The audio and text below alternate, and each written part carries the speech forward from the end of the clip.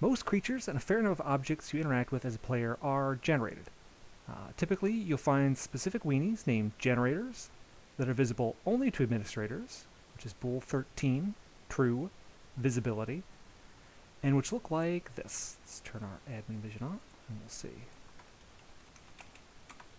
This is a generator. You see this is the little turbine logo, little turbine name. This is the setup they usually used for a generator, but strictly speaking, generators aren't a category of object. Anything can be a generator. Creatures can be generators, items can be generators, anything that's a weenie can be a generator. The ACE team has a fairly solid primer on generators, which I've linked in the description, so I'm not going to cover everything in this video, but I do want to hit the highlights and expand on the subject a bit. So there are two values which are required on every generator, no matter the type, and they're these: int 81, max generated objects, and int 82, initial generated objects. And while initial generated objects can be 0, the max generated objects has to be 1 or greater, obviously, or else you're not going to generate anything at all. So if you don't have both of these properties set in your generator, you will generate nothing. There's a lot more to it, but these are fundamental. These are required. So as the name suggests, initial generated objects is how many objects this generator will try to spawn when it first powers on, and max is the maximum generated objects that it can exist at one time from this generator. So for example, we have this Shreth generator, and it is currently making 6 Shreths. I don't know if you can see, if we smite one, this generator will eventually make another one, because the maximum objects is 6. So most generation that takes place in Asheron's Call is like this Shreth generator. It's based on a float property called regeneration interval. This is what I call sort of traditional generation. Often these generators only power on during events, which is something we're going to discuss at length in a later video, but for now all you need to know is that if a generator has this property, 41 float regeneration interval, and it's greater than 0, so if it's 1 or higher, when this generator loads, it's powered on. In the case of events, the generator will immediately create the initial number of objects that we saw over here. And then when it hits this regeneration interval, it will try to generate more. And it'll keep doing that until it reaches the maximum.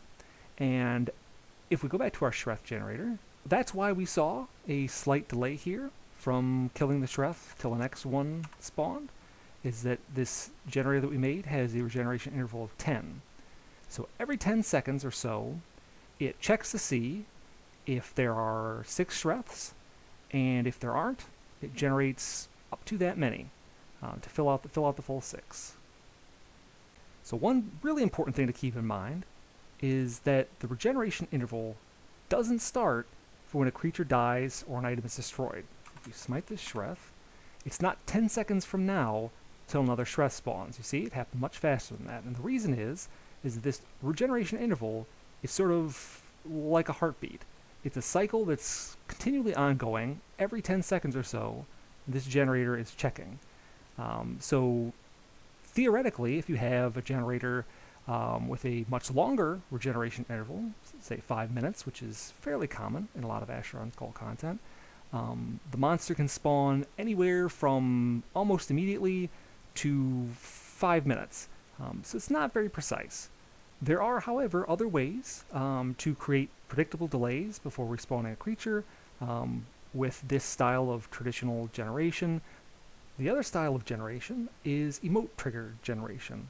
In response to any different number of emotes, generally something like receive local signal, activation, heartbeat, or in this case use, an object or creature can be generated, as we see here. Now for this to work, again, you have to have the first two important int properties, 81 and 82, and they are set. And also for emote trigger generation to be effective, although it's not strictly necessary, you're going to want the regeneration interval set to 0 or ideally removed entirely, because otherwise it's going to continue working like the traditional generator, and when you try to use the emote, it's going to not be predictable, give you a predictable result. So here we have our Radiant Blood Gauntlet controller. He is responsible for generating the other generators that make the gauntlet waves work. So if we go ahead and use him, he creates the bell. But whether we're using traditional regeneration interval generation or emote triggered generation, in both cases we're going to need something else, and that is the generator table. And what we're looking at down here, insert into weenie properties generator, this is the generator table for our Shreth generator that we looked at earlier. If you look across here, a whole bunch of different things. Not going to be using the vast majority of those. You don't need to worry about that right now. You mostly just get a sense of where you are based on the column count. What we see here, of course, necessary is the unique WCID for this weenie, this 100-100 Shreth generator. If that's not correct right here, if that's not in sync with these other ones, generation will not work. So that's another key troubleshooting point. If you're having trouble generating something, first to check, make sure that you have the max and initial generated object set, and then to make sure that you have the right WCID in your generator table. So the next column is probability. -1 here means it's going to generate this slot as many times as you like. There are some other qualifications to that, but generally speaking, you're going to leave most things at -1 unless you're working specifically with a generator where you're trying to make it give you a chance of a number of different things, working with probabilities. We can take a look at that a little later in the video. So the next slot is the weenie class ID of the object to be generated. So again, we have, this is the generator weenie ID, and then this is the weenie ID of the object to be generated. In this case, it's Carrion Shreth 4108. The next slot is a little bit more complicated. This is delay. I think I mentioned earlier that there are ways to be a little bit more precise about how soon a monster would respawn. Right now, in this generator, we're just using the regeneration interval, so the Shreths can generate anywhere from almost immediately to about 10 seconds after they die. Not so important with this kind of a generator, but for generators with a longer regeneration interval, I mean, it's a wild variation. So if we go ahead and set the delay to something like 10 seconds and change the regeneration interval to 1 so that I'm not making it sit there and watch. So we'll go ahead and smite a Shreth. Should be about 10 seconds exactly until it spawns another one. There's an awful long time to wait when you're sitting on. And there it is. So the next two items are initial created objects and max created objects. A little confusing since there's this one up here, initial and max. These are for the entire generator. You could have multiple slots down here.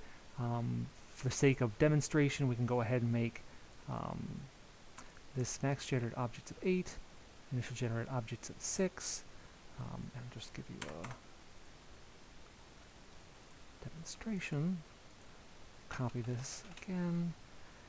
Doesn't matter so much that we have too many here. You'll see when we load up the generator, if we reload the lane block, that generator will try to generate again. You'll see it generates a 6, and then immediately after, the 1 second regen interval, it generates up to the max of 8. So there are a lot of things we can do, playing around with generator slots and delays and staggering spawns using different initial and maxes. Gets a little too complicated for our discussion today, but you can play around with it yourself and see what you can do. So after the initial and max create here in our generator table, this number is the when create. We generally leave that as 1, so we're going to ignore that for now. Right here, this 2 is one of our important settings. This is the where create. There are a few different options here. Right now it's set to 2, which means scatter. And basically what that means is that it's going to scatter sort of semi-randomly the monsters around the generator in a radius. And it decides that radius by this weenie's property float 43 here, which is generator radius. We can change that radius, make it smaller. You can see the circle around the generator is a little bit tighter. And as I reload them, they sort of appear in all sorts of different areas, but within that 10 unit generator radius. Most of the time, the where create is going to be set to 1. which means right on top. As you can see, the Shreths are all clustered around the generator. Because these guys are not ethereal, which is to say you bounce off them and they bounce off each other, they won't be able to spawn directly on top of the generator. They sort of get bumped off to the side just a little bit. A couple important notes about the scatter option on this where create. If the radius, the generator radius, is large enough that the monster might generate within a wall, especially in a place like a dungeon, it just won't generate anything at all. So you have to keep that in mind if you're working in dungeons with the scatter option on a generator. Also, the scatter generator will keep to the same z-axis, which is the height. Go ahead and nudge the generator up. And then we reload the land block. See the Shreth spawn in midair. Now we do have a bool property, 14, which is gravity status. If we set that to false, these Shreths would sort of hang in midair, perpetually falling. So the next option for the where create is 4, and that is relative, which means it will generate objects in a location relative to our generator or at a precise location on land block. And the way that we do that, we can take a look here and see down the line. We'll see towards the end, we say origin X, origin Y, origin Z, and then some angles. If we look here, there's usually a 1. These are your angles, and we'll get to those in a minute. And then before that is our X, Y, and Z. So if we go ahead and we put 10 right there in the Y, it spawns them about 10 units to the north, which is the positive Y value. If we did a negative value there, it would send them to the south. If we did a positive X value, it would send them to the east. If we did a negative X value, it would send them to the west, and so on. Now we can also do, and this is a little bit more complicated, we can generate these guys on a very specific point of the land block. It has to be the same land block that the generator is on, but if we go here, use the command @loc or loc, and it spits out this string of information here, and I'll explain what this is. This right here is our land block in hex format. This is the land block cell here. We don't need to worry about that so much, but it's important to have all of this information in our weenie generator table. So we can go ahead and copy that and come back here.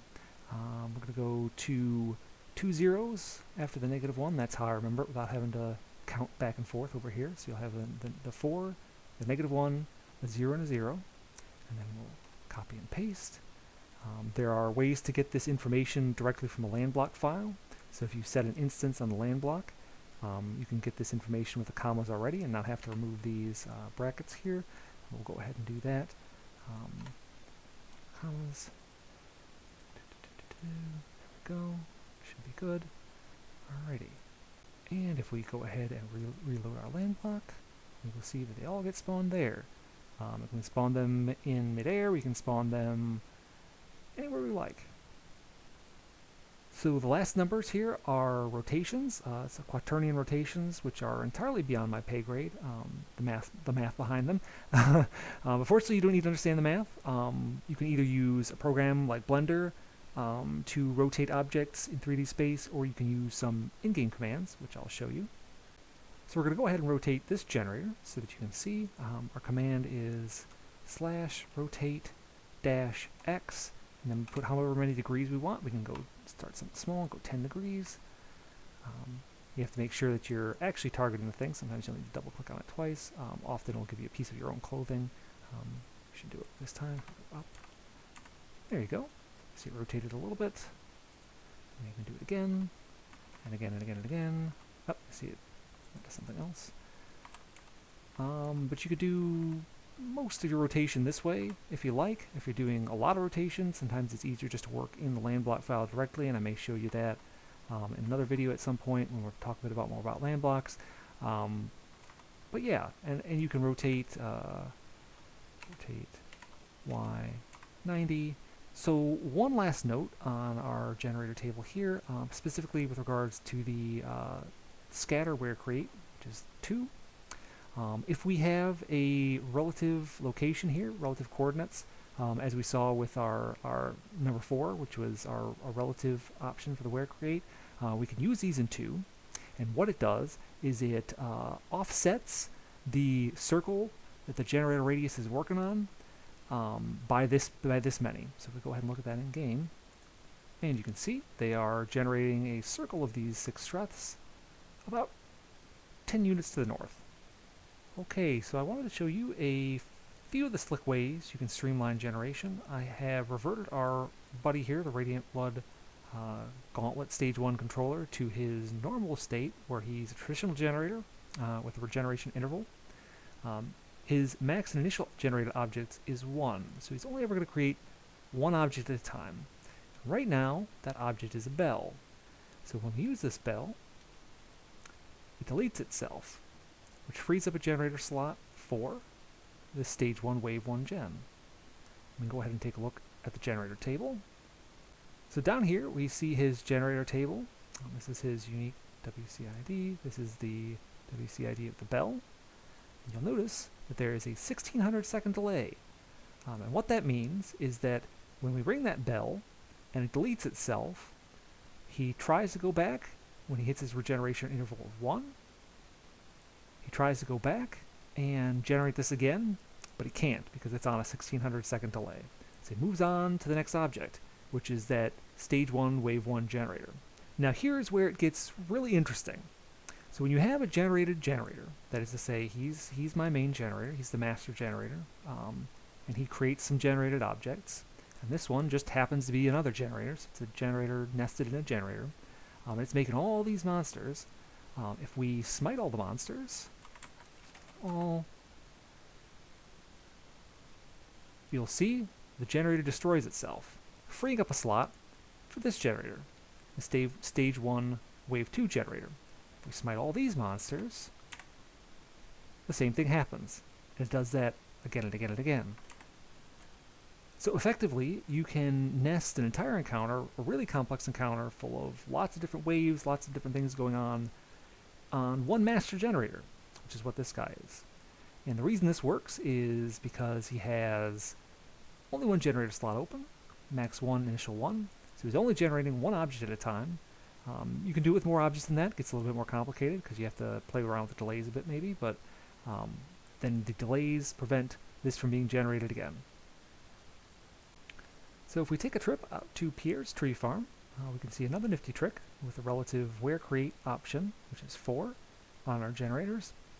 We can create a single row of trees spaced out relative to a main row generator. See this tree farm inactive Gen 5. It's creating all these trees along a line, all the way down here and all the way down here. And what we've done is we've made a bunch of these with some slight changes in them. We made some skinny trees, some gaps, some other things. But made a bunch of these, copied, and sent them on another generator that sends them this way. So essentially what we have are replicatable columns. It's awfully handy. As you can see, the shrubs are also on generators. Right here. So the shrub row gen, all the way down the line, all the way down the line. Allows for precise placement. So as usual, I'm probably not the best communicator of information, but hopefully you got something out of this video. Generators are extremely powerful and not all that complicated really. You just have some handful of basic options, some rules to follow, but loads of possibilities. Like I said, extremely powerful. With some practice, you'll get more comfortable working with them, and you can start to unlock the potential on whatever content you're making. So thanks for watching.